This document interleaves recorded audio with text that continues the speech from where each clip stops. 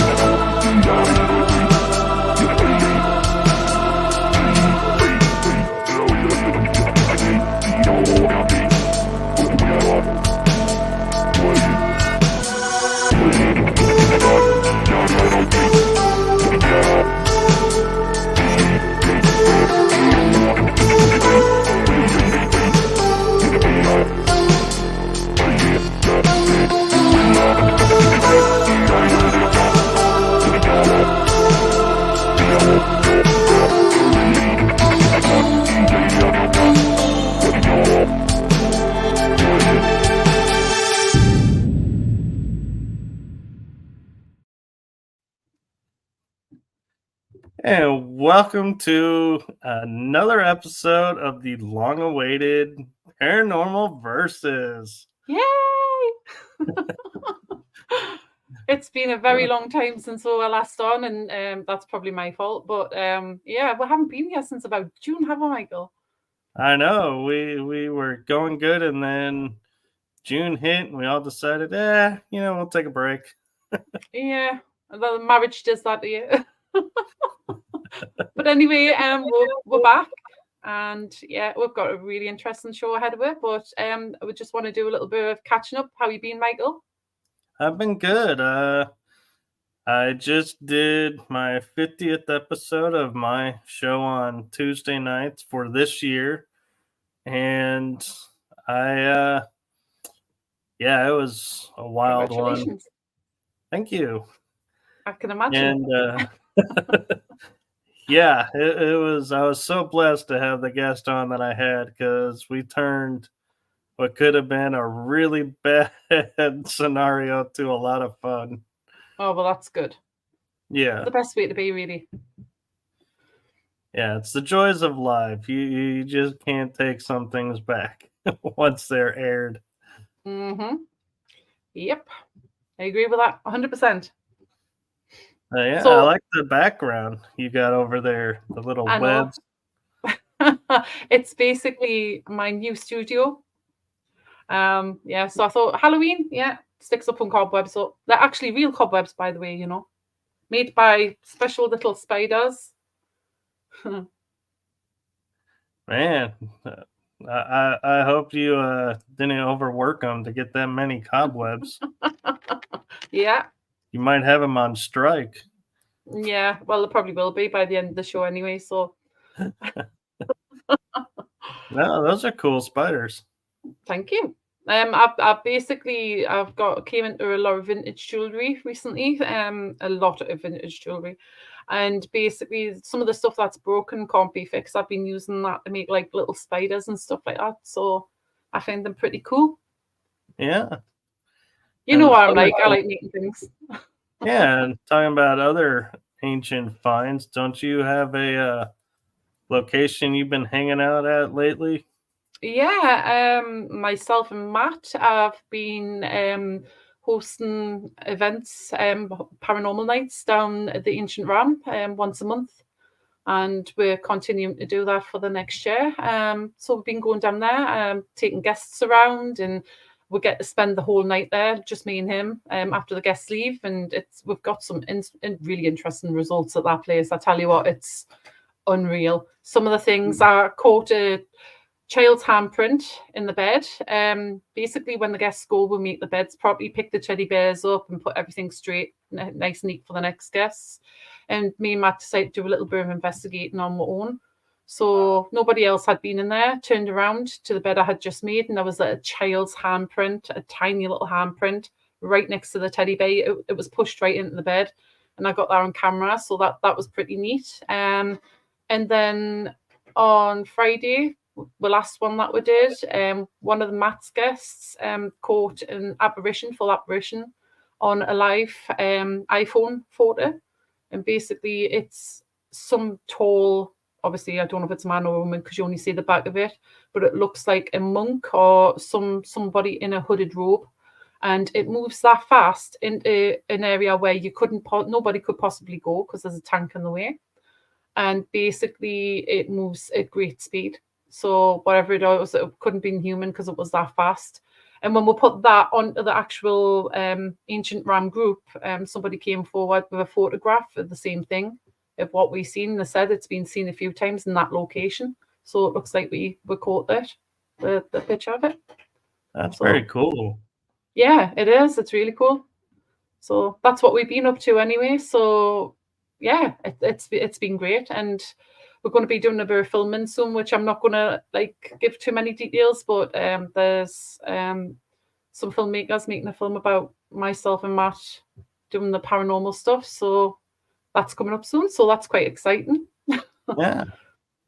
And let's see, for me, I did Parapalooza in Palestine, Texas, where I investigated a jail I had been to before and had new experiences of the trip ropes where it lights up when the electromagnetic hits certain sensors. And it was interesting watching that, how some would be constant in one spot while others were going off and would just randomly pop in and out. And the other interesting was on the night before this, you had a choice of going to what they call the 1912 house. Right. And so I did that, and I was getting a little electric pulse feeling in my wrist and on my temple, and I couldn't explain it. And I talked to a friend about it probably a week later, and she goes, "Didn't they used to have a sanitarium across the street from this place?" And I said, "Yeah, you know what? You're right. There was. It's been torn down." And she goes, "Yeah, you probably were experiencing what they felt when they had the electroshock treatments." Oh, wow. I was wow. very possibly true. So that was cool. And we had a light that was on the bottom of the stairwell. Whether you flick the lights on or off, it would stay off. And then the lady that was leading our group, she goes by Call Me Claire. She would start talking and they would light up. Wow. And then she would mention something else and it would turn the light off.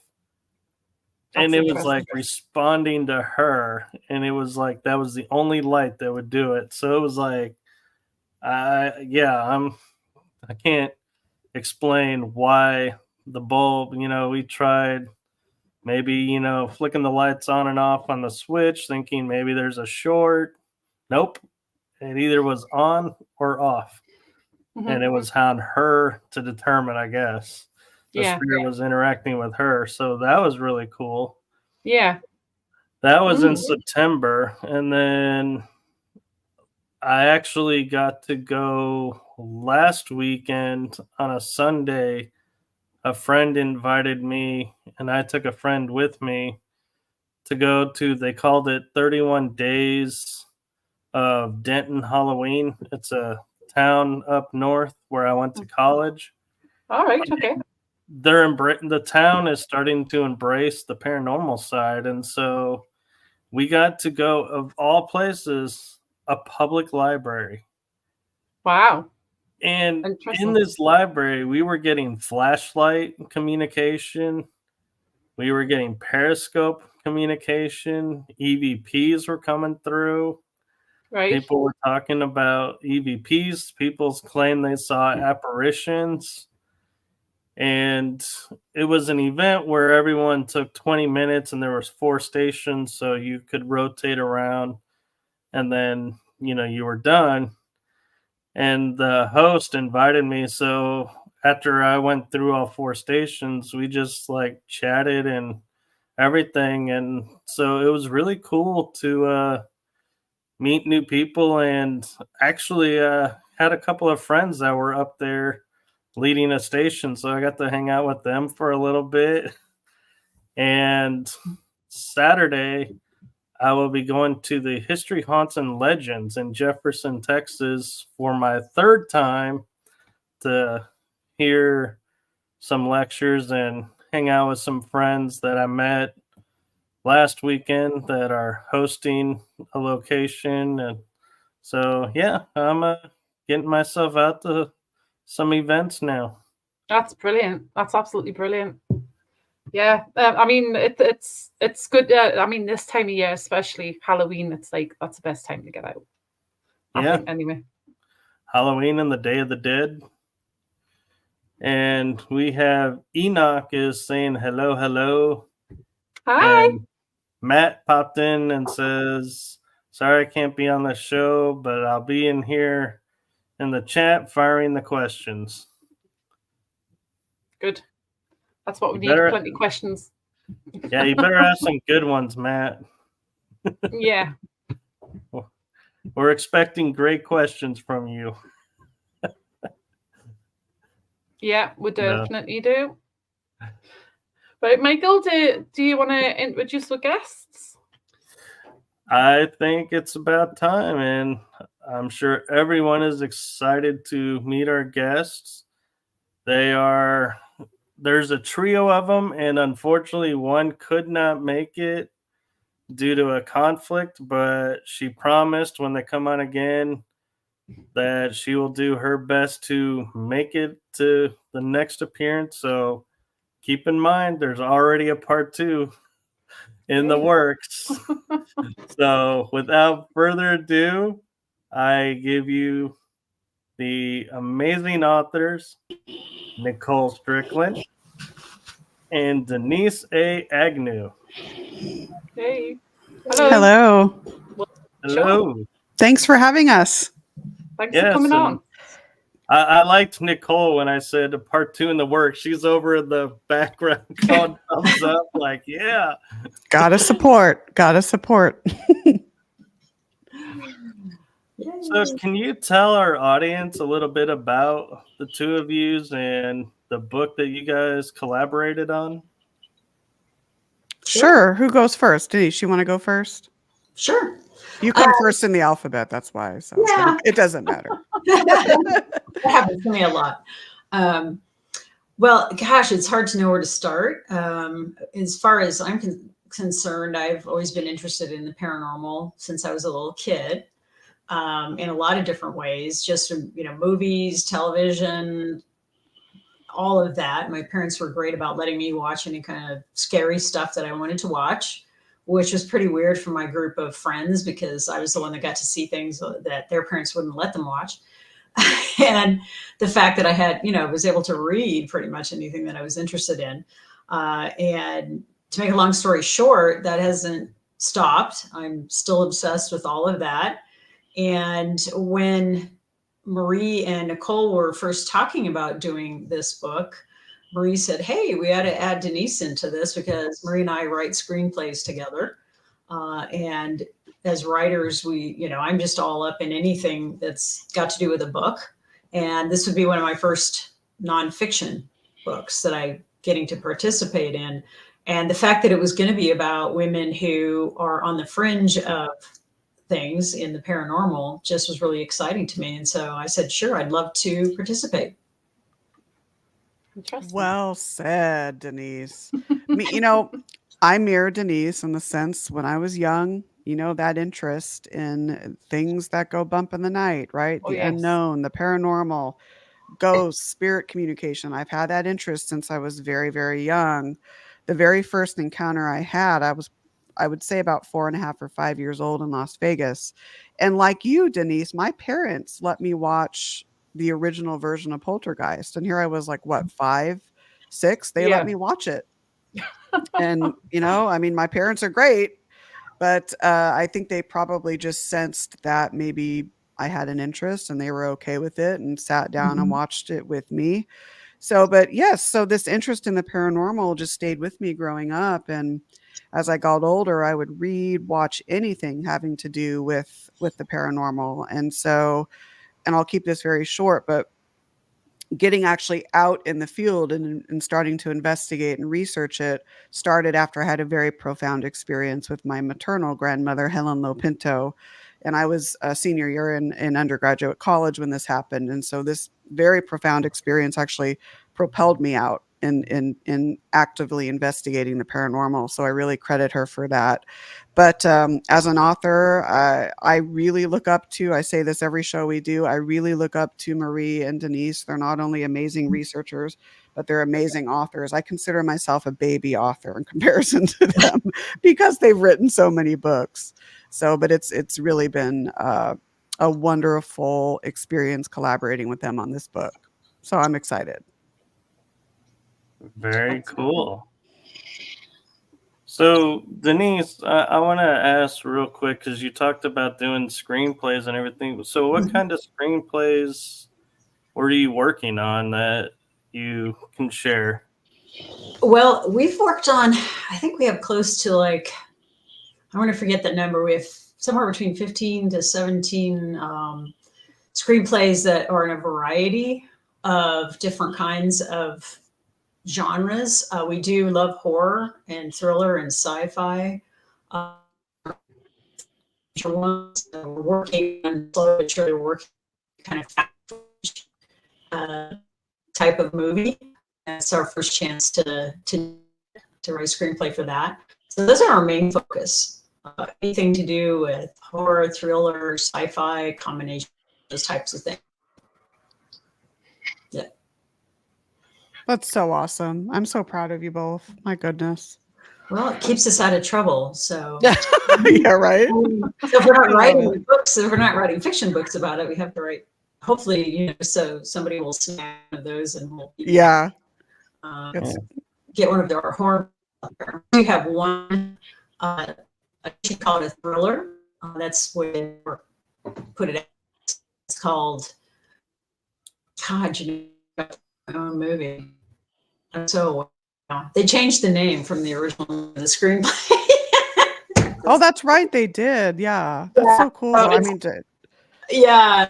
Secrets Beneath the Floorboards. To see your name though on the screen, I saw it and I was like, oh my gosh. Well, I know these two gals. It was a weird feeling, believe me. It was like, wow, this is something I've been doing since I was a little kid and I'm doing it. Wow. So, but yeah, it's one of those strange titles. It's on the Lifetime Movie Network. So they sometimes will change the titles of, or, you know, movies that you've written, they'll change the title for whatever reason. Yeah. To fit more with what they're looking for, that kind of thing. So. Very so cool. Which one is your favorite that you've actually wrote? Oh my gosh, that's tough. Well, we have a TV pilot that is actually one that I'd really love to see get out there. And that one doesn't really have a lot of paranormal in it. It's more of a police procedural one that's set in New Orleans. But it does kind of have little hints of what you might find in New Orleans and the atmosphere and the, you know, possibilities of there being something paranormal, but maybe not quite. So there's a little bit of that going on. So that one, but there's so many different things that we've written that we've liked writing screenplay wise. I can't even think which one to mention because we like every one of them. Right. So do you write the books and that based on actual things that you've heard, like legends and stuff like that, if the like what people have like told, like being passed down through the years, or is it just all fictional? And actually, now that you mention it, I would say one of our favorites, if I think of it right now, is called the Andersonville Horror, which is actually about paranormal events in the Andersonville prison during the American Civil War. And that was originally, it was an idea I had, and Marie and I started talking about it. And it's like it's nothing like anybody's seen before, because again, you know, who would think about doing a paranormal movie about something in the Civil War? And it does have to do, I'll just throw it out there, dogmen. So it's very, very unusual. And it's gotten quite a few placements and contests and things. So, you know, that one is a real favorite. Wow. It sounds cool. Dogman's always fascinated me. I don't know if it's like a distant cousin to Bigfoot. Probably not. But I've heard stories where they're often not necessarily seen, but their people might experience them together. So I don't know. Yeah, this is... maybe they were at the pub.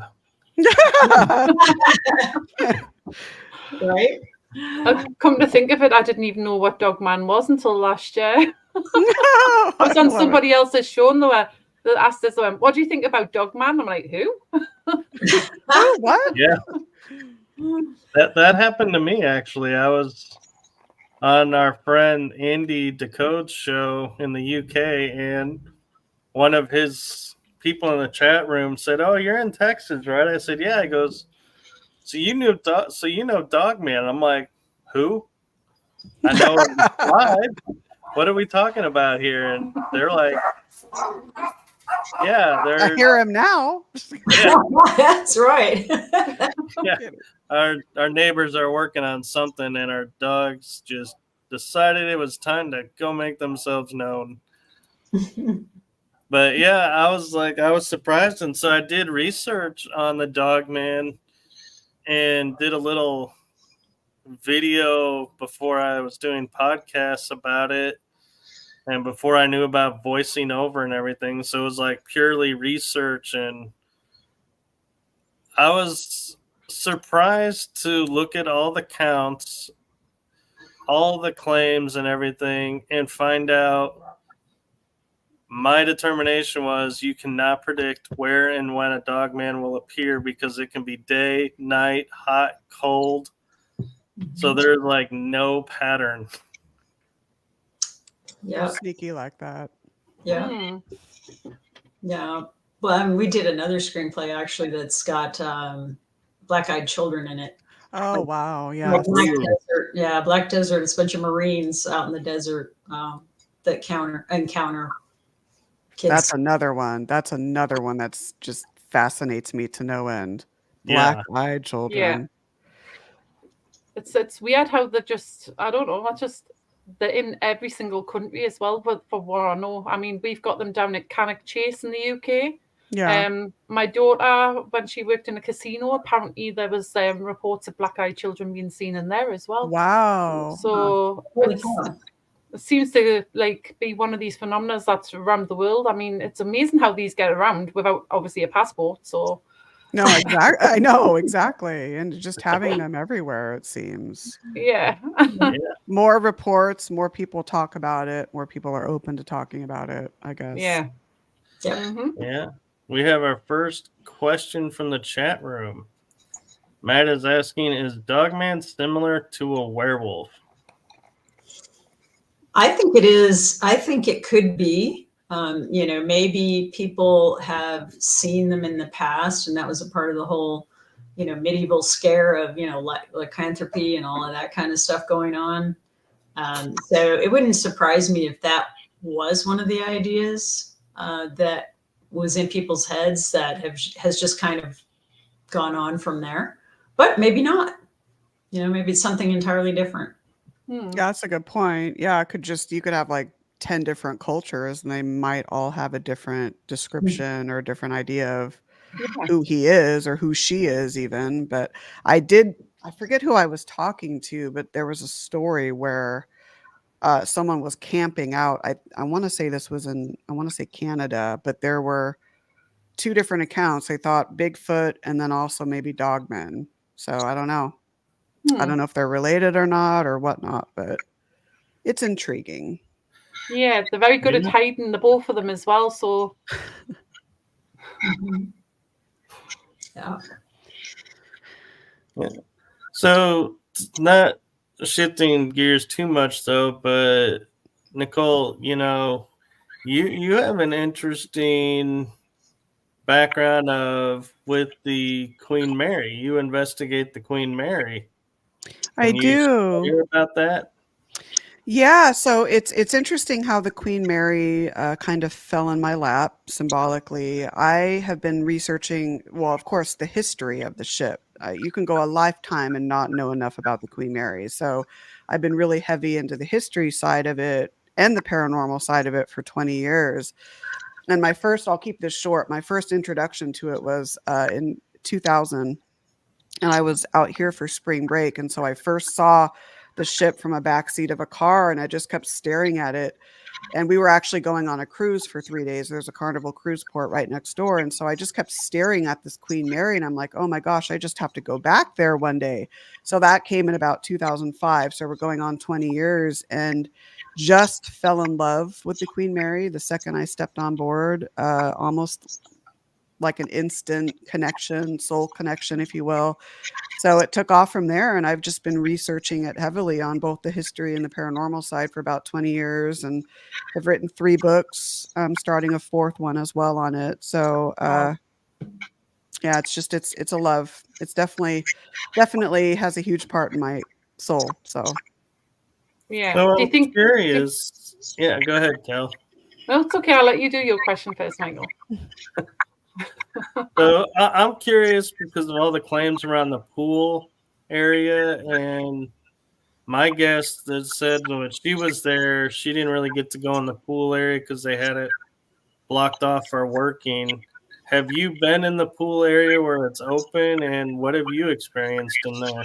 oh yeah, many, many, many times. Right now, just because there's safety issues and they're doing construction and whatnot, it's not open. They do allow you on the tours. They'll take you to the bottom level, and you're allowed to like peek in.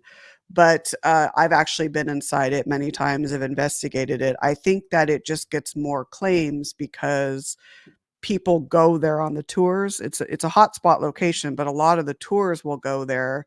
And so because of that, it's had more claims. But I also think, I mean, obviously it has many stories attached to it as well.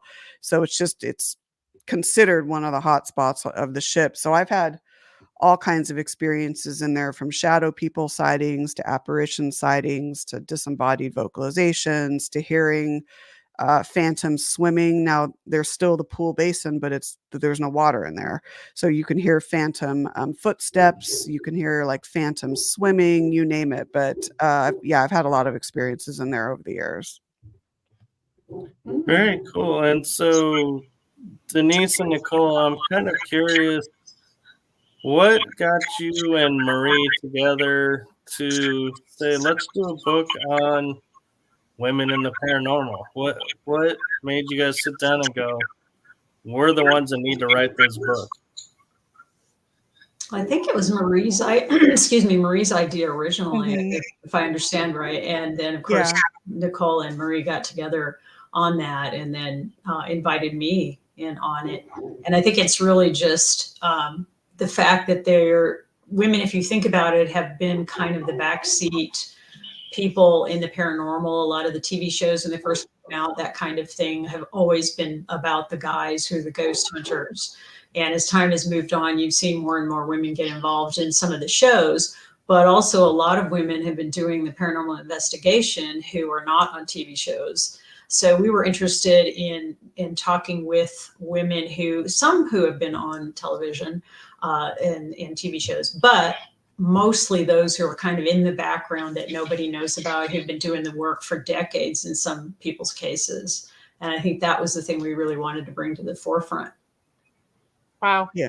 That's a really good thing to obviously bring up. I mean, because you wouldn't, like years ago, you wouldn't have thought that women would want to do something like this. But I mean, the amount of women that love this kind of.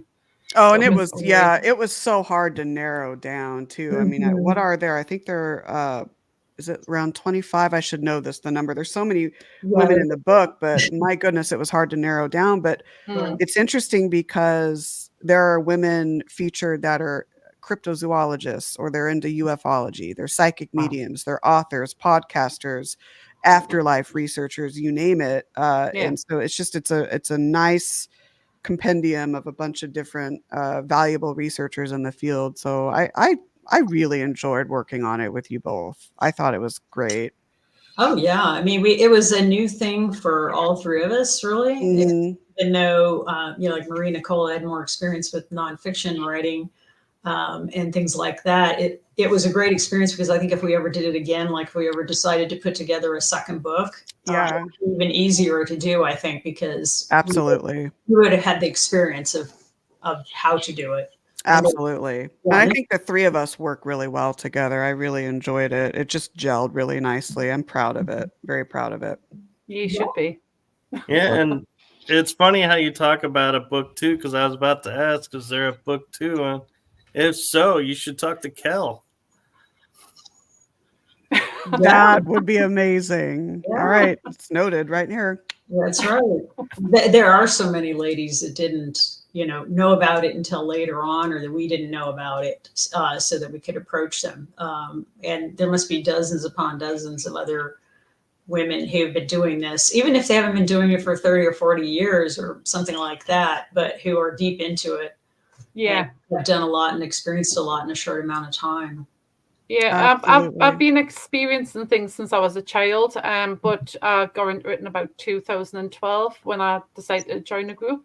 I'm mostly in the historical research side of it.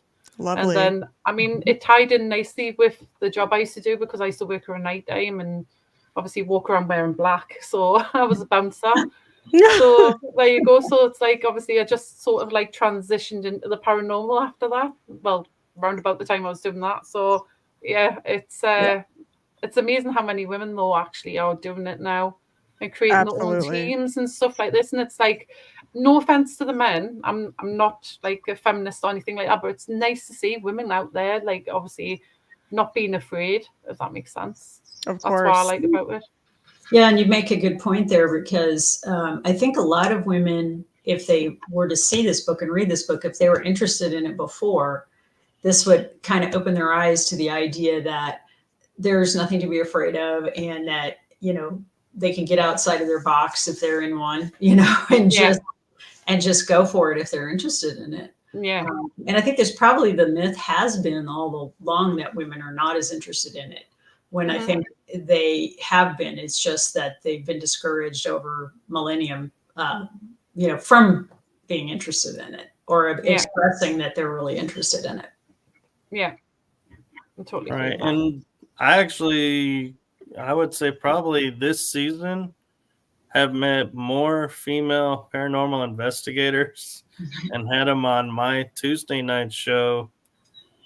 And it surprises me how the different niches that they all form. Like, I had a group that was models that go out and also investigate, or our sisters and they go and investigate together, or just girls, because that's their name, is Texas Girls Ghost Hunting. So that's why I say girls that just got together and decided to ghost hunt and form a team. And so I was like, yeah. And so I've met, and the first team I collaborated with when I started investigating was called Ghoul Gals, and it was an all women's team. And so I was like, yeah. And I feel like, yeah, they're the unsung people. And I had a guest on my show who was like trying to raise awareness of women and in the paranormal field, and was like, yeah, the true first paranormal investigator was a woman in the 1800s. And I was like, never heard of her. And she's like, most people haven't. And it was sad to hear that. Yeah. Can you remember who that was then, Michael? That interview was back in March or April, so no, I don't have to recall. The first female paranormal investigator. Do you know her name? No, I can look it up though. I think I've heard. I can't think of the name, but I know I've heard of it. I mean, the only people I've ever heard of is like Catherine Crowe. Catherine Crowe, but I'm sure there's more, obviously, besides her. But yeah, Catherine Crowe would be one of them. Oh, actually, that lady who built the Winchester I think it is house? Catherine Crowe is the one I'm thinking of. She coined the term paranormal. Wow. Well, if it goes back to, and we even have a chapter in the book, Women on the Fringe, on spiritualism, and how even that movement actually brought women to the forefront. They could go out and public speak, and of course it was fraught with deception and whatnot, but yet it gave women a voice. psychic mediums a voice to just go out there and teach people what they knew. And so I think that we're seeing that parallel now in even today's society. Of course, it's advanced the field, but women do have a voice now. And I think it's important. It's important for men as well. But for women, I think we're learning that women can do just as much as men can. They can use scientific methodologies. They can work with equipment. They're bright and smart, and they can do just as well, if not even better than some men. Now, I don't take that the wrong way, but I'm not a feminist or anything, but it's the book gives a voice to women. Yeah, no, I'm not at all. Yeah, no, I mean, it's to me, whether you're a man or a woman, if you love what you do and you have a passion and devotion for this field, the sky's the limit. So and the one thing I like to share is, society has a major role to play in this, because I remember growing up and always being told, like, intuition is a female thing. Guys don't have an intuition. And I was like, okay. So they're like, you have a gut. And I'm like, cool. So we have gut feelings where women have intuition. And then I was like, as I grew up, I started looking at it and going, what is the difference? And someone goes, there isn't one. It just sounds, I guess, more manly for guys to think they have gut feelings over an intuition. Because it was always women's intuition.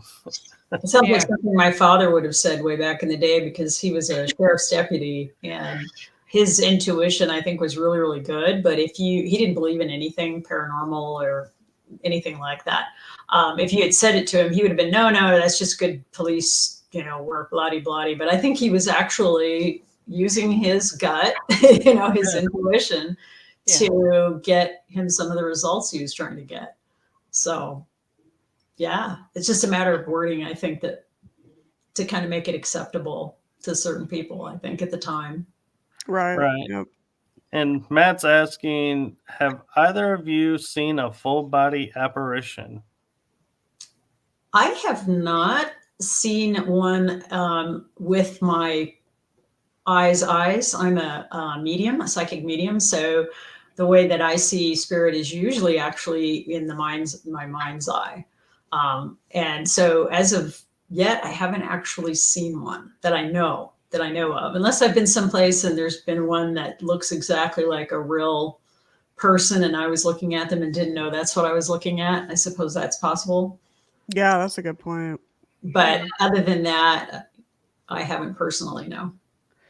You bring up a good point, though, because with our mind's eye, I mean, is it possible that we may think that we're seeing something actually with our physical vision, but yet it is our mind's eye, or vice versa? Because I've seen many, but again, I wonder, is it the mind's eye or is it the physical vision? Are they obviously connected? Maybe can you know what I mean? I guess I'm not making myself clear. No, but I know what you mean. Yeah, I think you are actually.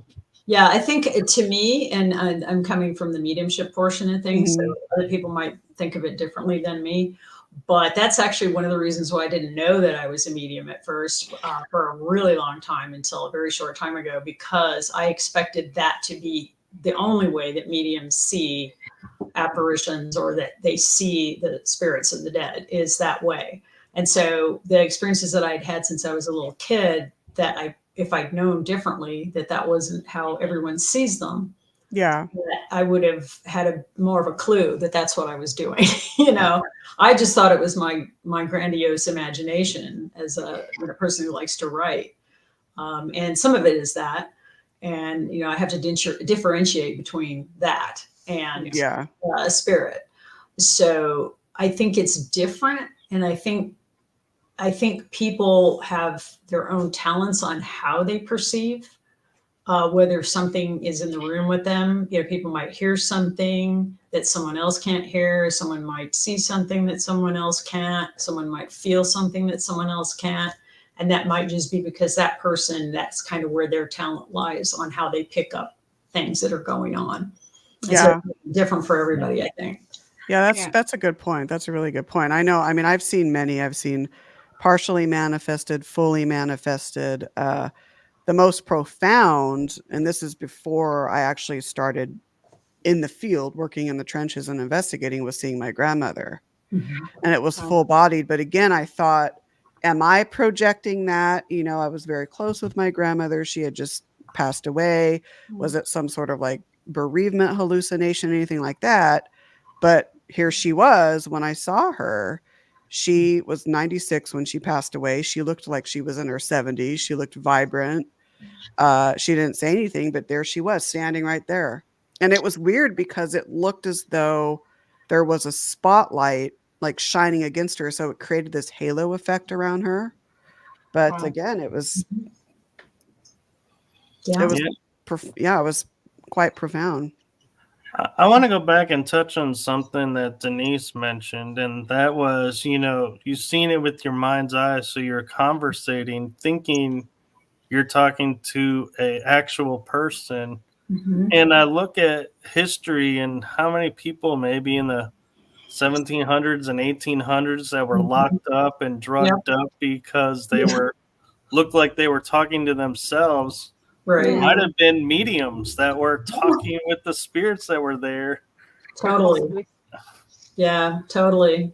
And if you think about it, it's still something I think that like kids probably have experienced, where their parents will take them to the psychologist or the psychiatrist and say, my kid's, you know, doing this, that, or the other.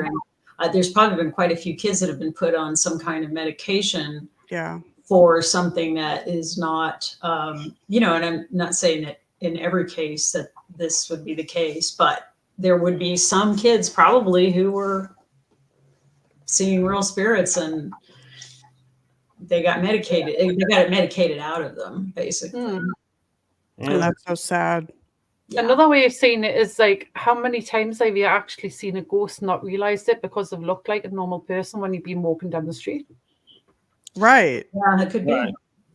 Yeah, definitely. Yeah. I mean, it kind of goes to people's guts and stuff when they're like, get funny feelings about other people. You know, what part of you is picking that up about somebody, especially if it's somebody that maybe you've never met before and you haven't said anything to them yet, and yet you may get an awful feeling about that person. What is that all about?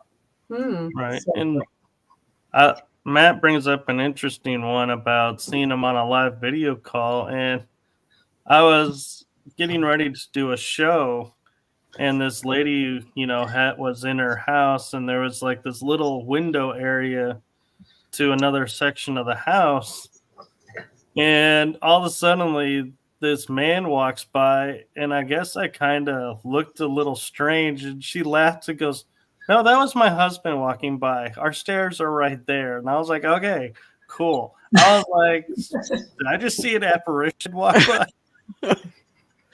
And so how many times on shows, though, have people had somebody walk in a room and they don't know it because they don't see behind them? Right, yeah, right. Yeah. It's like, I do know that the one that Matt was on about, we were both sitting on a video call and he was eating his dinner at the time. And I seen a woman in the room behind him, and he looked a little bit weird. He like looked into the camera weird. And I thought, oh, he's seen her as well, or is somebody just walked into his house? So I asked him, I was like, who's the woman in the back room? And he went, you've seen her too? I was like, yeah. He went, I've just seen her behind me as you like asked that. And then obviously she was gone. And it turns out it was his ex-girlfriend from years ago who took her own life. Oh my God. And we've both seen her on that video call. And there's been another time that me and Matt were on a video call. And basically he took a screenshot of me talking to him on the video call. And then when we zoomed in, I had a window behind, and my dad was looking out the window, and my dad had been dead for about 2 years at that point. And he's wearing the exact same clothes as where I've got a photo of him. And he's identical to where he was in the photo, but obviously he was standing there. You could see the reflection of him, and I've still got that photo. So that was interesting. Wow, that I have goosebumps right now. Yeah. I mean, it's like it's amazing what, like, obviously the digital age is picking up now. Yeah, Mhm. absolutely. Yeah, there's a lot more people obviously like taking photos, and strange things are turning up. And I mean, we used to have normal photos back in the day that used to do that, but it's like now we can analyze them even better, like zoom in on them to see what they actually are. So I think the digital age is definitely obviously helping with this sort of thing. But you're talking about ghosts and things like that. One thing that I noticed when we lived in, my husband and I lived in England for 3 years.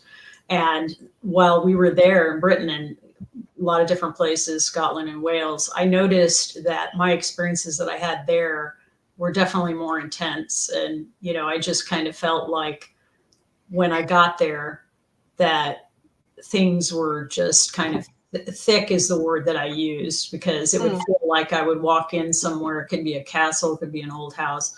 And I'd feel like I was walking through something that was very heavy, and not heavy necessarily in a bad way. It could be that, but it felt, when people talk about feeling history. Yeah. Yes. That was what I would get. And it's not that I've never gotten that here in the US, but it was just like everywhere, when I went to Britain. So it's kind of a weird thing. Do you think that's because of like the history that we've got compared to what you used to over there? Because obviously absolutely, yeah, for sure. that and I'd always wanted to go to England, so I was, my ancestry and stuff is from Britain, so it was just kind of a thrill to do all that. So, well, actually, I called you over. Yeah, and talking about the history of the U.S., there is a huge chunk of history that we have not been told about. And I was talking with a scientist about it. And if you look on the back of Phoenician coins in BC, it has the Mississippi River. And they say on the Mississippi River are a bunch of caves of mines, copper mines, where they found these tools. And they thought, people were recently working there, and they tested it all and found out they're all from BC. And they looked at a map that showed like where all the copper or gold mines would be in BC, and the US was the major. And so he was like, yeah, the US was populated in BC. So we actually have as much history as England, but nobody wants to say there were people here before Columbus found us, so they don't share that part of history. And I'm like, it's strange to me that it's like, why is history such a big deal of needing to hide something because they don't want to rewrite a book, when how many times have we rewritten the book? So what difference does it make? I was just thinking of all the textbooks in the schools and thinking like, oh yeah, that would need to be edited a little bit, rewritten a little bit. The thing is, though, it's like obviously every single continent has always had people on them. It's like Australia, they say like 200 and whatever years old it is. But it's like it's had the indigenous people there like for like, well, ever since time began type of thing. Right. So it's like that'll be the same with America. So there's definitely been people there regardless. Oh yeah, and then if if people had in the past paid more attention to what the Native American people had to say about their history instead of trying to shove it under the carpet, then, we would have known about some of those things a long time ago, I'm sure. And it's just like archaeology stuff, which I'm obsessed with as well. Oh yeah, things like that get changed. And archaeologists are usually pretty good about changing their mind about things as soon as they do find out new information. And because that's all a part of the excitement of finding new things out. Right. To get more and more info about stuff that you didn't know about before. Yeah. To me, though, I feel like the difference of why the UK feels more paranormal active than US is because how many times can you put the UK in the US? Let alone like the fact that it's like 4 times for the size of Texas. So it's such a small island, and I'm not meaning it like small, like that matter.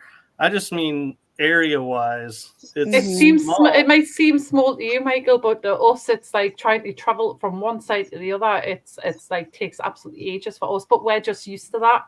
It's like like it takes you like days and days and days or weeks or whatever to get from one side to the other, where it takes from where I live to get from the east side to the west side, it only takes less than an hour. But to get down to the bottom of the country, it can take up to about 9, 10, 11 hours. So it's still quite a distance. Right.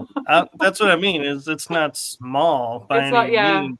But when you look at landmass of, if I was to go east coast to west coast of the U.S., that's like a week. Or north to south is a week. In Texas alone is 1 day to go from west to east. Yeah. The funny thing about it, like I've got people, my friends in America, that will go to me, oh, I've got a friend in England, do you know who they are? And they'll tell us the name, and I'll go, England's quite a big place, you know. It's like I don't know everybody. That's okay. Yeah. British friends who came from Britain to Alabama to visit some other American friends of theirs, and the woman in that couple, she was from Manchester, and she hadn't actually traveled very far, and her husband had been around the world in his job, and she calls us up and she says, you know, can you come over, love? You know, it'll be a couple hours to get over here. And we're like, no, honey, that's it's gonna be hours. We can't come over there, you know. Yeah, that's funny.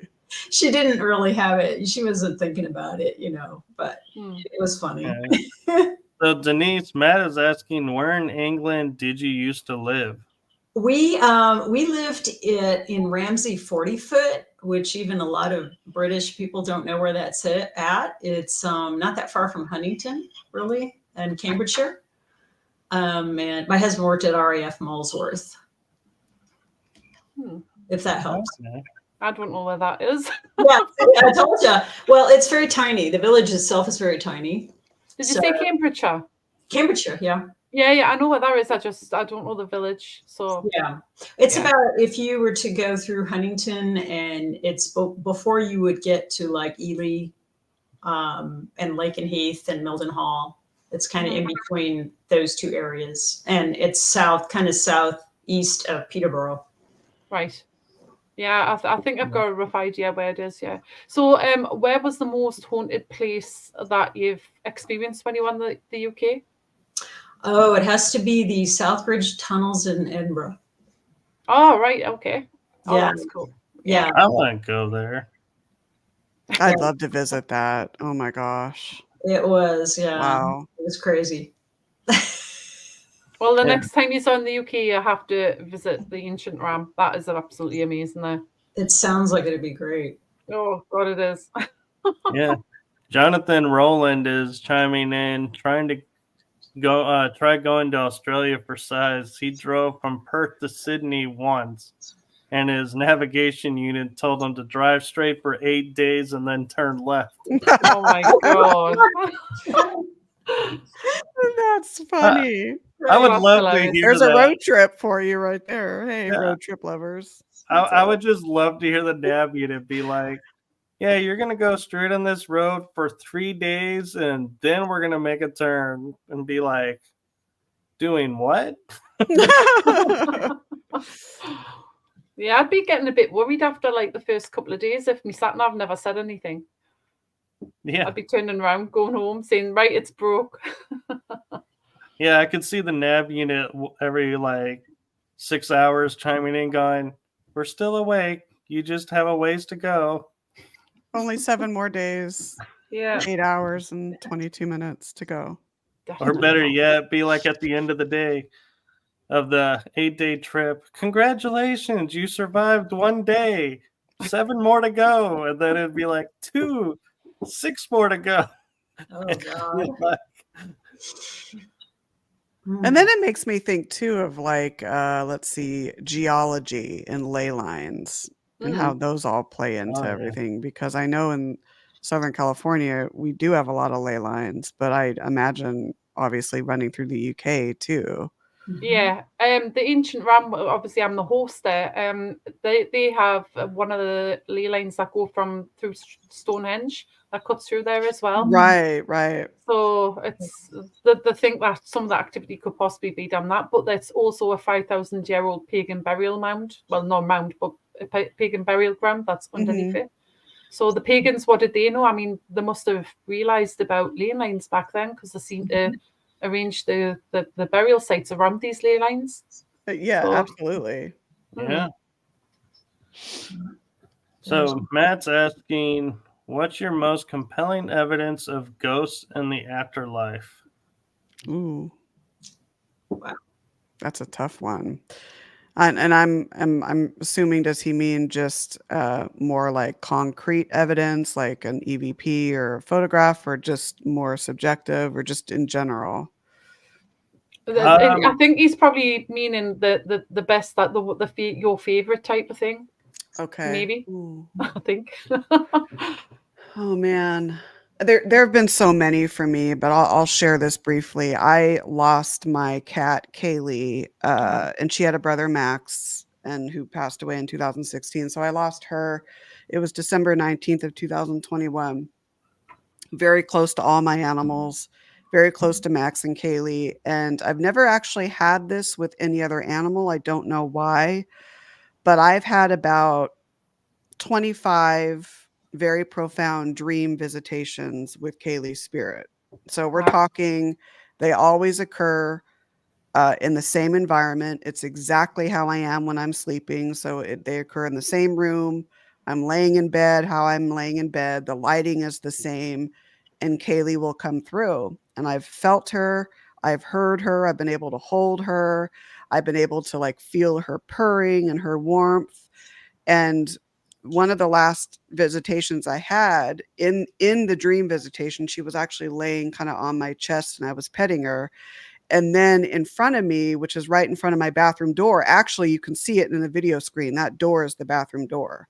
So, and the bed is right in front of that. So in the dream visitation, as I was laying, she was on my chest. And then all of a sudden, right in front of that bathroom door, a beach ball sized orb of light appeared. And it had weird jagged edges. And so here I am, and I could see it from my vantage point in the dream visitation. And then here Kaylee was laying on my chest. I saw her stand up, and she looked like a black silhouette in front of the light. And so I saw her stand up on top of my chest. She turned toward the light. Her head turned toward the light. She then kind of looked back at me a little bit, and then I saw her propel right through it. And then I woke up. So these 25 or so dream visitations, and they're all like the same environment, coming through. I'm able to spend some time with her. To me, I don't know. That's one of them for me. It just, there's something to that, I think. Yeah. It's incredible. So, yeah. I actually think it's amazing how you're talking about, is it Kaylee and Max? Is that right? Yeah. Yeah, Kaylee and Max. Max was her brother. Yeah. That's the name of my daughter and my grandson. Yeah. Oh, how cool. There they are here. Oh. Yeah, so Max is the one with the more white on, and then there's Kaylee. So there they are. Yeah. So cute. Max. Oh, I love the name Max. So yeah. Cute. Oh. Very cute. Yeah. I was just going to go back to asking you about the Queen Mary. Since you had such like an affinity with it, do you think that you might have been there in a past life? Oh, yes, I think I might have. I've had a few past life regressionists contact me saying, "Oh my gosh, yes, you definitely have some sort of connection."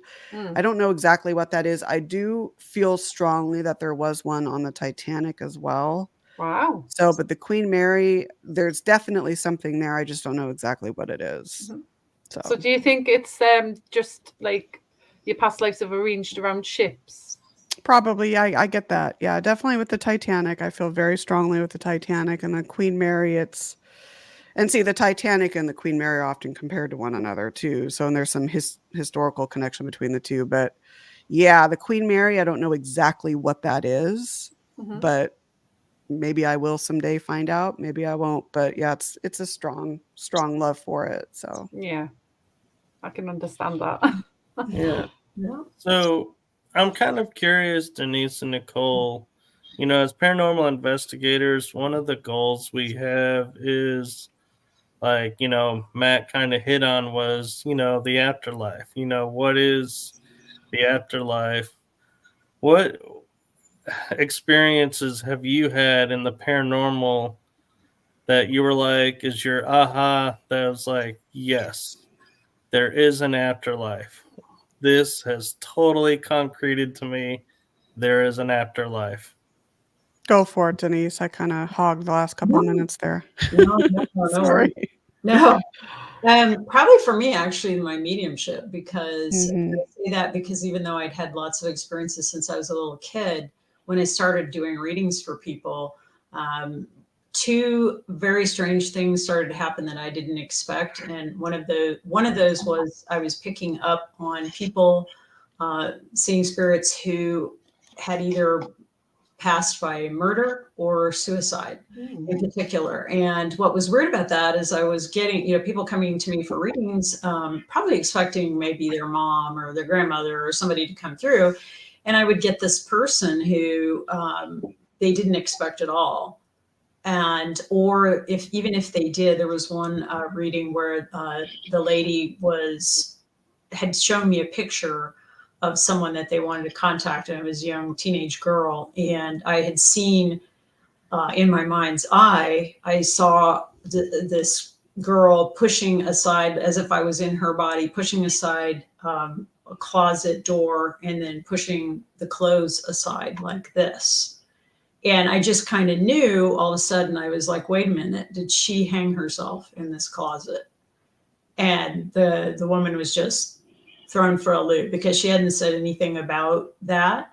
I knew that it was going to be a young person that she wanted to contact, but that was what had happened to the girl. And she was trying to get more information maybe on why she had done this.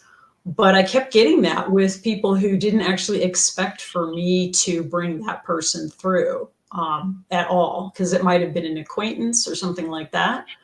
And I would give them details about, what happened or who the person was, that kind of thing.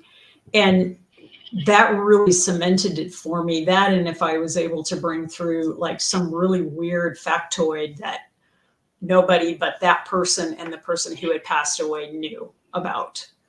And that made it concrete for me because there was no other way I could explain that to myself, how I would know that. And how I would have those messages that I could pass on to that person. And that sort of made the kind of icing on the cake for me. That's fantastic. Yeah. I think too, synchronicity, I think is I call it one of the, in my opinion, maybe one of the gateways to maybe understanding more this connection that us mortals have with those in the afterlife. And for me, it's not just one experience in particular, but I've had many profound experiences with not just my animals, but departed loved ones and friends. I know they've passed, but yet there's that communication that we have. And it's kind of hard to put that in words, but when you have that and it's a synchronous type of experience, you can't doubt it. And so I've had many of those types of experiences, and you just know in your heart that, okay, when we pass on, we don't just evolve to nothingness. There is something there. Is it an afterlife? I don't know. Life after death. I guess people have different names for it, but I do think our soul, our essence, what makes us us, that lives on. And so I think that's what we can communicate with. Yeah. So. Interesting. Good stuff. Yeah. And so I'm curious, Denise and Nicole, with writing the book, Women on the Fringe, what is your goal that you would like to see in the future of the paranormal field? Like, now that you've written the book and everything, what's your hope and goal of the future of the field? Good question. Wow. That is a good question. It racks the brain. Yeah, I got to think about that. I think. Nice one, Michael. Yeah, good one. Ding, ding, ding. Yeah, for me, I think it's just an opportunity. I think there's going to be more and more opportunities for women, and just people, men and women, together to expand this field. And just, you have so many more social media type opportunities for people to stream their experience. They're out there ghost hunting. There are teams that are streaming all those experiences on YouTube, for example. And it isn't just relegated to a network somewhere on a television. Right. Now there are all of these opportunities for people to get out there and do stuff. And I think that's just going to keep on going. I don't see that ever will stop. Yeah, that's a good point. That's a really good point. I think too. I think that I think technology has helped and social media has helped. And I encourage people, if you want to do this sort of work, it takes time, it takes patience. And if you really love what you do, you will find the right people. I know that's how it's been for me. And so, but yeah, like Denise said, I think there's going to be a lot more opportunities, not just for women, but for men as well. And, it's about learning from one another, right? No man is an island. Yeah. I always like to remind myself of that. We're all in this together sort of thing, I'd like to think. So yeah. What about you guys? That's a good question. What about you guys on that? Michael? Well, for me, I would like to see less drama and more collaborations and more Right on. everybody supporting each other. And, even if you have a difference of opinion on techniques or equipment usage, that you just accept that's how they do it. This is how you do it. Expose both to people, let them choose, and that the field grows that way. And I have to say, in my heart too, I would like to see women being equal on the field of men in the paranormal, and have the same, exposure and opportunities of, doing shows or doing podcast interviews or television shows or movies, not just everyone saying, oh, well, this is the man who started it all. Well, every man had a woman next to him. What was her role like, and Yeah. share the whole story and not just part of it. Yeah. Please. Well said. I think with me, I agree with Michael. It's the drama and the whole paranormal community. There's a lot of people that quite get jealous of like other people, what they've got, and like things that they capture and stuff like that. And it's like it's really, honestly, the argument's not worth it. But what I really would like to see in the future is a lot of these places are charging people an absolute fortune to get in. It's like there's no really need to charge that much. It's like they're just I find like a lot of places are quite greedy, but there is a lot of places that do quite a decent rate, and that's what we need to see. More places like that who want to do it for the historical integrity instead of doing it for the money, basically. Well said. I love that. Historical integrity. That I like how you said that. That's cool. I am quite impressed with myself seeing that tonight, because I am having a that's right there. at night. Historical integrity. I like that. Good job on that. Matt's just said that have either of you encountered a spiritual attachment, and is that something a medium can help break? Because Matt actually feels that he has one. So, wow. I personally don't believe I've ever had an attachment myself. As far as whether a medium could help break it, it would depend on perhaps if the medium was able to just pick that up in a reading to see if there was something. But I don't think that every medium is capable of doing that, just because it's not their niche, I guess you could say. yeah. And so that would just depend on the medium, I would think. Really. Yeah. Mm-hmm. That's a good answer. Yeah, I've never actually had one that I've known myself either. So maybe a medium that's Reiki trained as well. That's me. Reiki's awesome. I love it. Yeah. Well, and it's also too, I think I've heard, at least there's been a theory running around that sometimes the attachment thing might actually be something to do with a past life that the person has experienced. So it's really a spirit that's attached to them, but they're picking up on some of their own past life experience. That's actually a really good point.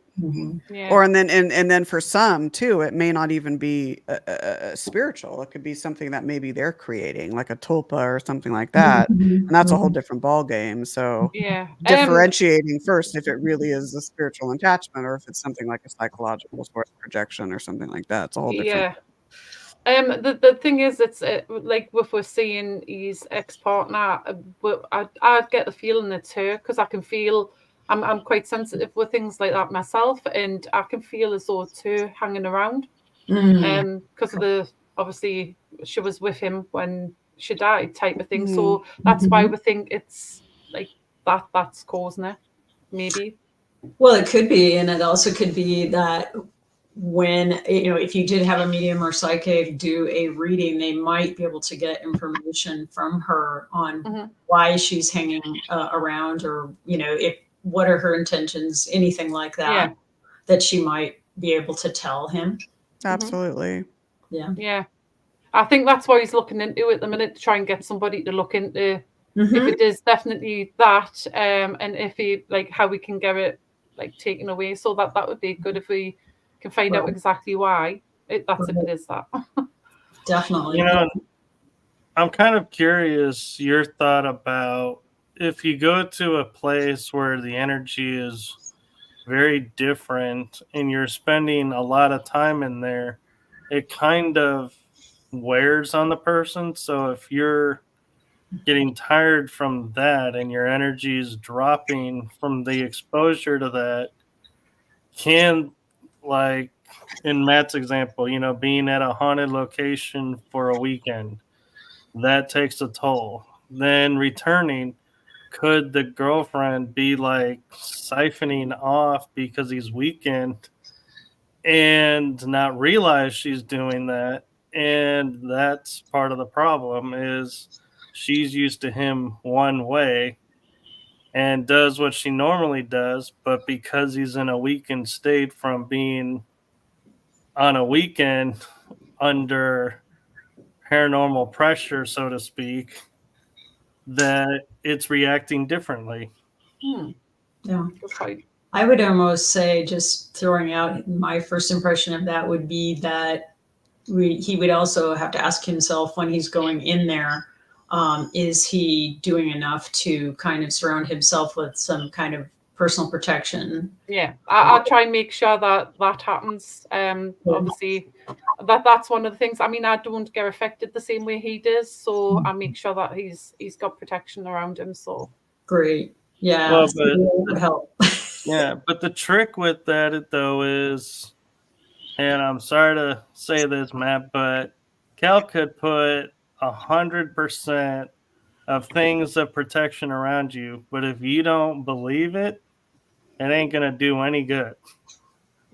So there's that part too, is he has to want to protect himself from as well. Yeah, because I mean, yeah, and if you're investigating, if it was investigating a particular place, it wouldn't necessarily have to be in the case of the relationship with the other person, but being in some place that, Ancient Ram Inn or somewhere else like that, perhaps there are lots of different spirits that, if he himself actually has some kind of mediumship or psychic abilities, they may be attracted to him and wish to, get messages through him, or they can tell who can see them and who can feel them. And that's why they're attracted to certain mediums or psychics, is based on that energy that, hey, that person can see me or whatever.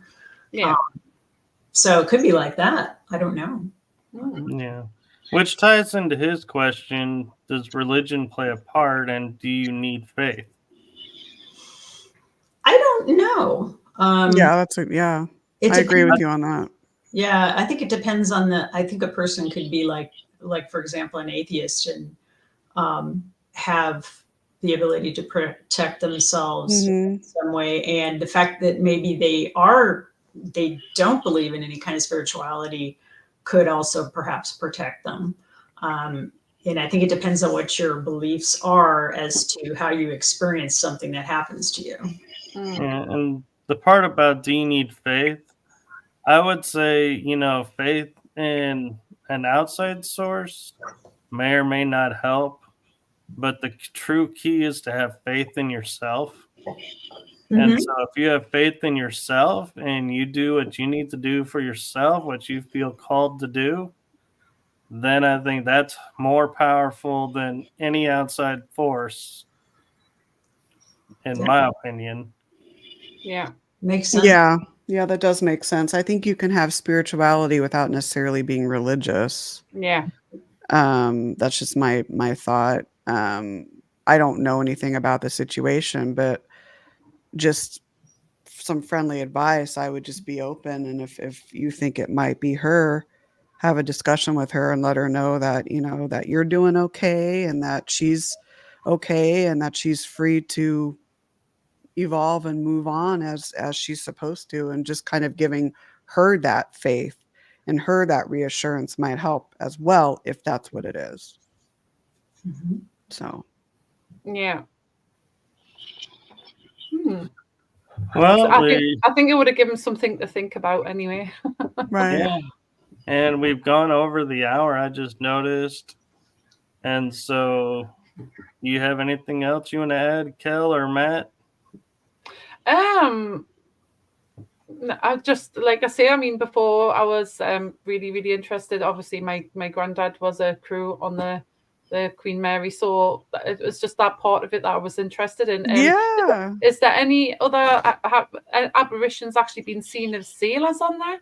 Oh yes, yeah. There are quite a few stories and quite a few claims. Former crew, former commodores, former captains, World War II servicemen. They've all been seen and spotted.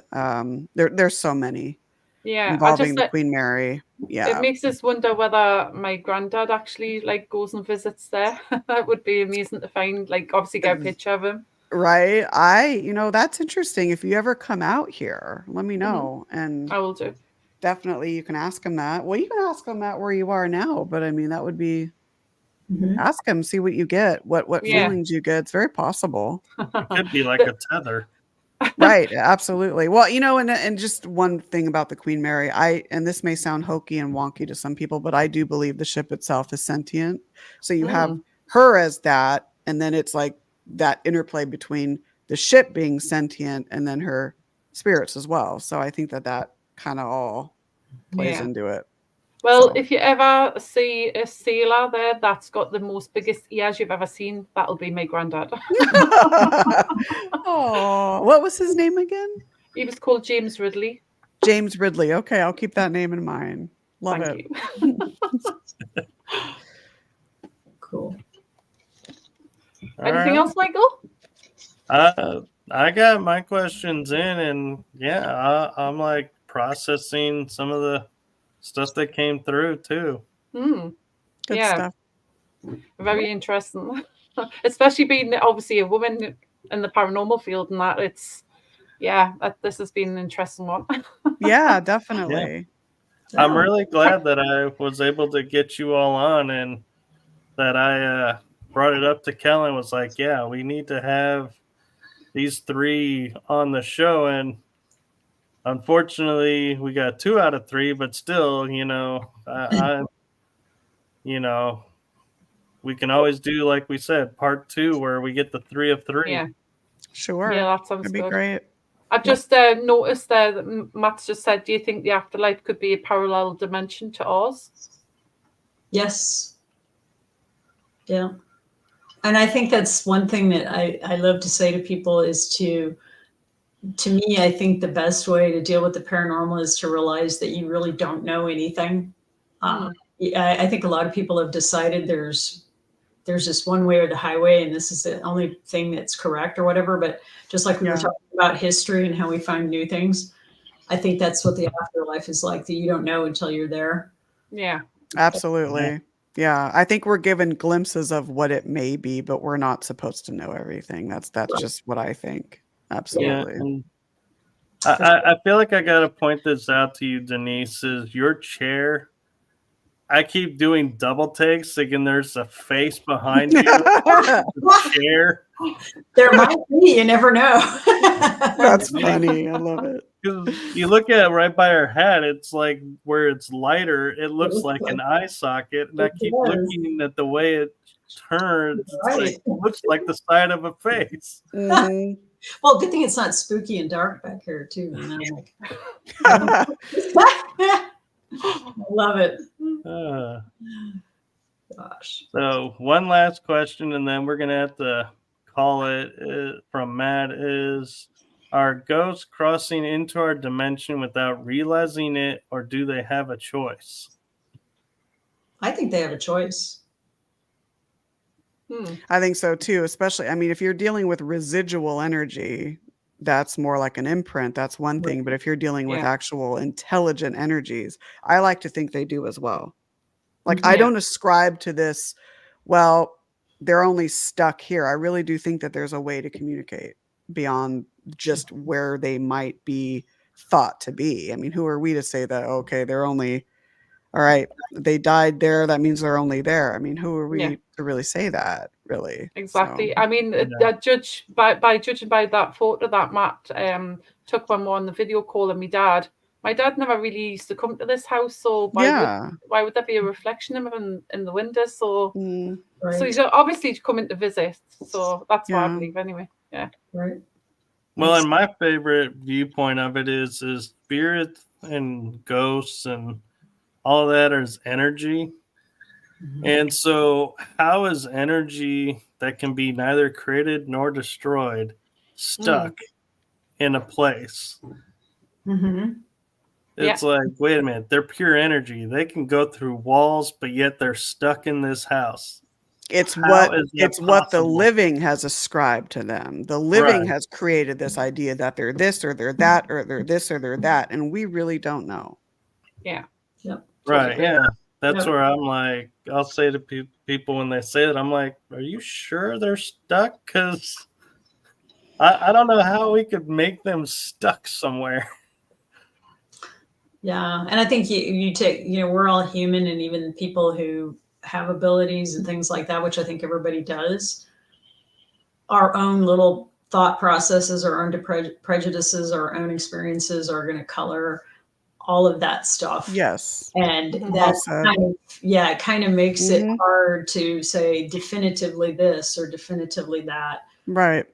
Because you can get your mind changed in a blink if something happens and it's different than what you expected. Oh, absolutely. Right. That's well said. Right. So as we bring it to a close, what is next for you, Denise and Nicole? Oh my gosh. Go for it, Denise. Well, hopefully writing more screenplays, writing more novels. In fact, Nicole is helping me with stuff for the Queen Mary because I'm writing a end of World War II book. Wow. And the hero is coming back on one of the last voyages that the Queen Mary made from Southampton to New York as he comes back home from the war. And so I've been pickling my brain with tons of information from Nicole and other people on all of that so that when I write it, hopefully it'll make sense and it won't sound like complete bunk. Oh, it's going to be amazing. Come on now. Well, I have to run it by you. I'm going to run it by you to make sure I don't hose anything up on the history. So You'll be good. You'll be good. Yeah. Let's see. For me, I do a lot of presentations, so I'm continuing that on the paranormal. I'm starting a new show. It's called the Life Inspiration Project, so I'll be debuting that in January. And then, I swore that I said I would never do another book on the Queen Mary unless it's a second edition or volume to my third one.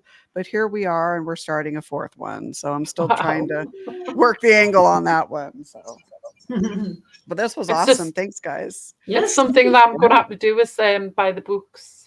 Definitely, 100%. Yeah, when you come out here, let me know. I will spend some time on there.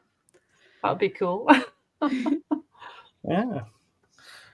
So thank you so much for coming on and sharing your book and your experiences with us. Oh, thank you. Thank Yeah. you. Really appreciate it. We love it. Where can people find you if they have any questions for you both? Well, for me, I have two websites, deniseagnew.com, which is my fiction writing and nonfiction writing. And for my mediumship, it's agnewcreativemedium.com.